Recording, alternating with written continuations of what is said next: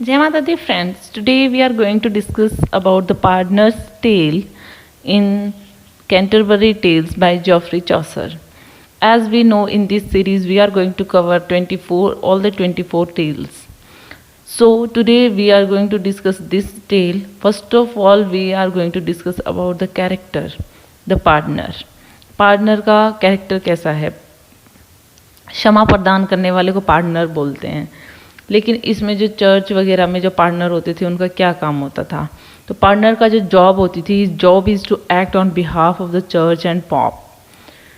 तो जो चर्च में रहता था ये पॉप और इनके बीच में काम करता था कि collecting money for pardons of sin, means कि अगर कोई पाप करता था तो उसके बदले में वो कुछ पैसे लिया करते थे उसको, मतलब क्षमा प्रदान करने के लिए। लेकिन जहाँ पे उसकी ग्रीड के कारण जो मतलब पॉप उनसे को जो चार्ज करता था उससे ज़्यादा चार्ज लेता था और पॉप तक कम पहुँचाता था। इस तरीके से मतलब वो काफ़ी पैसे बनाता था। He is greedy and takes more of his cut than he is allowed. जितना उसको मतलब पार्ट होता था उसके अंदर, मनी जब कलेक्ट करता था उस मनी में जितना उसका पार्ट होता था उससे ज़्यादा वो लेता था। वो ग्रीडी था जो पार्टनर था वो। Chaucer's partner excels in fraud, carrying a bag full of fake, including a brass cross filled with stones to make it seem as heavy as gold, and a glass jar full of pig's bone, which he passes off as saints' relics.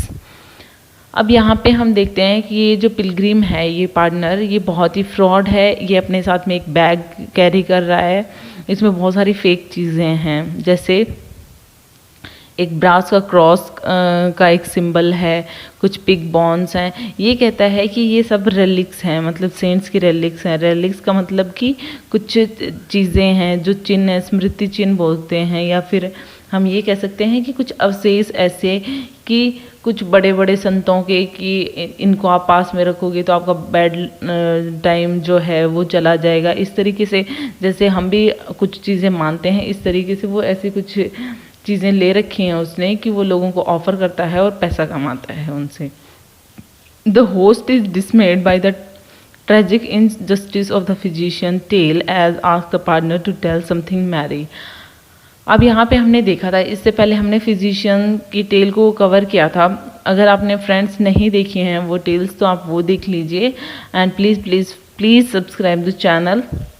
सो अब host ये चाहता है, क्योंकि physician की tell में क्या था कि फादर और डॉटर के साथ में बहुत बुरा होता है, मतलब सबका मूड ऑफ हो जाता है, काफ़ी ट्रेजिक एंड होता है कि उसकी बेटी जो वर्जीनिया थी उसकी कोई गलती नहीं थी, उसके बावजूद भी उसको इतनी बड़ी सज़ा मिली कि उसको ज़िंदगी से हाथ धोना पड़ा। तो इसी तरीके से यहाँ पे अब जो होस्ट है वो काफ़ी मतलब ट्रेजिक स्टोरी सुन चुका है, तो अब पार्टनर को कहता है कि कुछ मैरी सुनाओ। दैट द अदर पिलग्रिम्स भी हैं, वो भी ऐसा कह रहे हैं कि हाँ कुछ ऐसा स्टोरी होनी चाहिए जो अच्छी हो, मॉरल हो, मतलब उससे कुछ हमें सीखने को मिले। तो यहाँ पे पार्टनर जो है वो एग्री हो जाता है इन सब चीज़ों के। After he eats and drinks, मतलब बहुत ड्रंकन पर्सन है वो, और यहाँ पे वो खुद लोगों को चीट करता है, जैसा कि मैंने उसका कैरेक्टर बताया है कि वो पैसों के लिए सबको चीट करता है, और वो खुद भी जानता है कि यहाँ पे जो मैंने बताया है, एक लाइन लिखी हुई है लैटिन में, ये बाइबलिक कोटेशन है, देयर इज़ अ रेडिक्स, मतलब कारण जो है, greed is the root of all evil, मतलब कुछ भी पाप होता है, कुछ भी गलत होता है तो उसका कारण है ग्रीड, लालच। तो इस तरीके से उसको भी ये चीज़ पता है, उसने ये खुद जो है वो कही थी पिलग्रिम्स को ये बात, लेकिन वो खुद भी कितना ग्रीडी है और कितना लोगों को चीट करता है ये हम इसके कैरेक्टर से जान चुके हैं। अब ये जो है जो टेल है ये बहुत ही अच्छी फ्रेंड टेल सुनाने वाला है, तो हम ये सुनेंगे। उससे पहले इस टेल के अंदर कुछ एक दो चार जो कैरेक्टर हैं उनका देख लेते हैं। इजी हैं, ज़रूरी नहीं था ये बताना, लेकिन फिर भी मैंने यहाँ पे बता दिया। द 3 राइटर्स हैं, जो मतलब राइटर्स हम कहें तो कौन है यहाँ पे, कि जो ऐसे होते हैं कि अच्छे पर्सन नहीं है, मतलब दंगेबाज और काफ़ी पियक्कड़ टाइप के इंसान हैं। तो ये 3 डिस्टिंग्विशेबल ट्रबल मेकर्स हैं, who engage in all sort of lewd behavior, gluttony, drunkenness, gambling and swearing. यहाँ पे इनके अंदर सारी बुरी आदतें हैं। ये जो 3 फ्रेंड कह सकते हो आप, 3 जो बहुत मतलब बेकार आदतें हैं इन तीनों के अंदर, और झगड़ालू भी हैं, उपद्रव मचाते हैं, ऐसे टाइप के पर्सन है, ग्रीडी हैं इनके अंदर। तो सब टाइप के मतलब लेविड हैं, मतलब ठरकी टाइप के हैं, और गैम्बलिंग, स्वेयरिंग, ड्रंकन, सब बुरी आदतें हैं इनमें। और इसी में इस टेल में एक ओल्ड मैन आएगा जो एक एज्ड मैन है, वो मर नहीं सकता, वो मतलब सिर्फ इटर्निटी के लिए अर्थ पे घूम रहा है, कि मतलब वो ऐसा विश करता है कि उसकी ही wishes to trade his body with the younger man, और इसके लिए कोई रेडी नहीं होता है। और ये 3 राइटर्स को उस टाइम पे मिलता है जब वो डेथ को ढूंढने जाएंगे तीनों, तब इनको ये ओल्ड मैन मिलेगा जो सिर्फ पृथ्वी पर घूम रहा है, लेकिन इसको मोक्ष नहीं मिल रहा है। हम अब इस टेल को स्टार्ट करते हैं फ्रेंड्स। होप यू आपको पसंद आएगी, ये आप पसंद करोगे, you will like it. The tale is set in Flanders at an interminate time and open with 3 young men drinking, gambling and blaspheming in a tavern. अब ये जो टेल है ये फ्लैंडर्स नाम की जगह से स्टार्ट होती है। यहाँ पे जो है एक कोई फिक्स टाइम नहीं दे रखा, लेकिन यहाँ पे 3 जो लोग हैं वो ड्रिंकिंग कर रहे हैं, गैम्बलिंग, ब्लास्फेमिंग, तो मतलब ईश्वर से बहुत दूर हैं, ये निंदा कर रहे हैं भगवान की, धर्म विरोधी टाइप के लोग हैं, ये शराब खाने में बैठे हुए हैं। ऑफ कोर्स ये गॉड को कैसे मानेंगे, मतलब इनमें इतनी सारी बुरी आदतें हैं। So the 3 drunkards were in a tavern one night and hear a bell ring, looked outside to see man carrying a corpse to its grave, and a boy tells them that a friend of theirs killed by a thief called Death is about to be buried. अब यहाँ पे जब वो एक बार तीनों P रहे होते हैं शराब खाने में बैठ के, तो उनको एक बैल सुनाई देती है। वहाँ पे देखते हैं कि मतलब लोगों की आवाज़ आ रही है, किसी की लाश लेके जा रहे हैं। तो एक लड़के से पूछते हैं कि क्या हो रहा है, तो वो कहते हैं कि तुम्हारा ये एक फ्रेंड मारा गया है, डेथ ने उसे मारा है, डेथ नाम के किसी चोर ने मारा है, और उसको जलाने के लिए जा रहे हैं। तो ये सोचते हैं कि डेथ कौन है और ये मतलब किस टाइप का थीफ है।